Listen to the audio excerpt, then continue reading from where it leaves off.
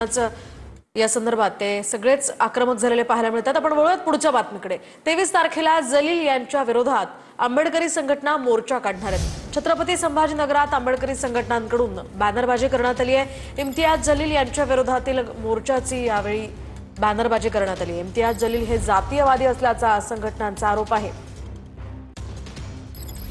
जलील यांनी संजय शिरसाट यांच्यावरती भ्रष्टाचाराचे आरोप केल्यानंतर आंबेडकरी संघटनांनी इम्तियाज जलील यांच्यावरती अॅट्रॉसिटीचा गुन्हा दाखल केला होता। अॅट्रॉसिटीचा गुन्हा दाखल केल्यानंतर इम्तियाज जलील यांना अटक झाली नव्हती। इम्तियाज जलील यांना अटक करण्यात यावी या मागणीसाठी आंबेडकरी संघटनांच्या वतीने छत्रपती संभाजीनगर शहरामध्ये 23 तारखेला एक मोठा मोर्चा काढला जाणार आहे आणि याच मोर्चासाठी आपण बघू शकता की आंबेडकरी संघटनांच्या वतीने जोरदार बॅनरबाजी केली जाते आहे। त्यासमोर हा असाच एक बॅनर आहे ज्यावरती हाताची मूठ आवळलेला एक क्रांतीची निशाणी दाखवणारा हात सुद्धा आपल्याला दाखवण्यात आलेला आहे। दुसऱ्या बाजूला डॉक्टर बाबासाहेब आंबेडकरांचा पुतळा सुद्धा त्या ठिकाणी लावण्यात आलेला आहे।